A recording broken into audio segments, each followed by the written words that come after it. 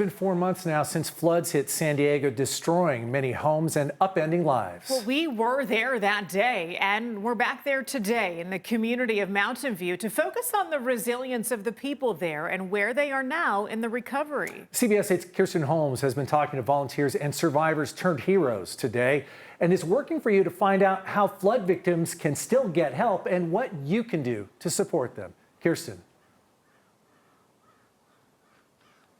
Yeah, it took about 4 inches of rain on a Monday morning to transform this community into a disaster zone. I want you to take a look around me.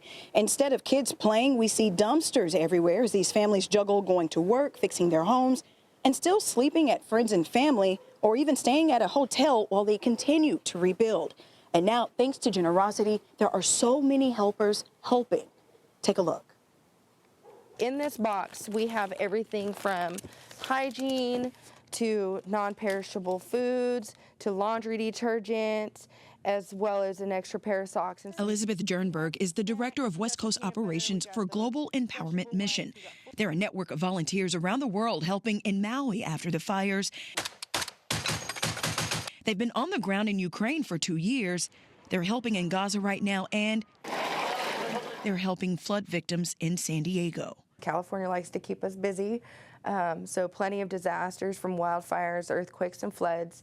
Last year was the first time I've ever did any floods. Gotta go!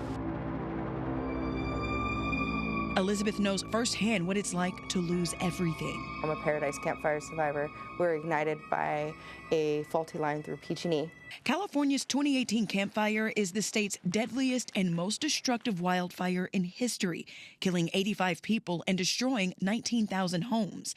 That's why Elizabeth says she knows what San Diegans are going through right now, despite the differences in the disasters. They have to literally pick up their own items and dispose of them themselves. Vice versa, we go home and, it's incinerated. There's not a whole lot we could do about it, but move forward. YMCA is giving housing. And Elizabeth says she knows what questions they're asking themselves right now, 4 months after the storm. How am I going to survive? How am I going to figure this out? I have kids, I have animals, and what is the next steps? What's needed when you're homeless because of a disaster? What's needed to get people back to normalcy? What is needed that makes you feel good? This warehouse is full of $2.7 million worth of items needed for recovery, including socks and baby clothes. Hasbro makes these blankets. These blankets are for the kids, so they are soft. So we want to make sure that the kids have something that's theirs. We make sure that our case managers get a list of like 150, 170 items, and if we could check off 50 of those, then we feel that we've empowered that person. Global Empowerment Mission is using a building donated by the County of San Diego as their home-based warehouse for case managers, city, county, state, and FENA representatives to help victims. For Elizabeth, helping San Diegans helps her continue to heal and recover after losing everything in Paradise. It's a different part of me that gets healed in different disasters, things that I didn't even know needed to be healed.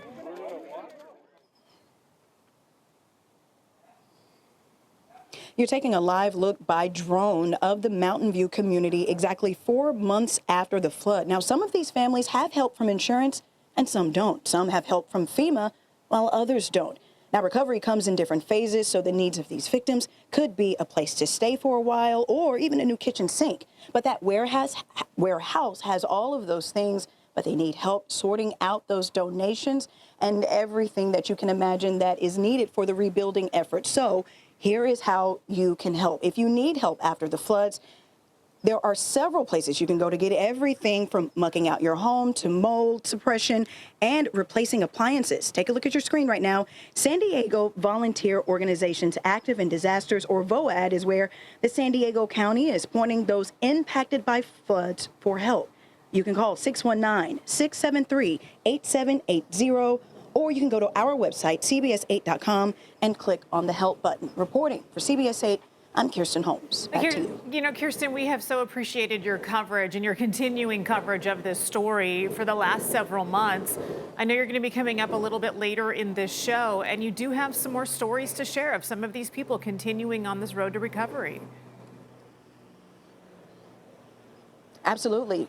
This is actually team coverage. CBS 8's Abby Black spoke with the family who is moving back in. They are one of the first families that we know of, but we are happy to celebrate that they are one of the first families moving back into their community after the floods. You don't want to miss that coming up at 4:30. Heather, Carlo? It'll be heartening to see a success story, but a lot more people still need hope. Kirsten Holmes reporting live. We'll see you later throughout the evening.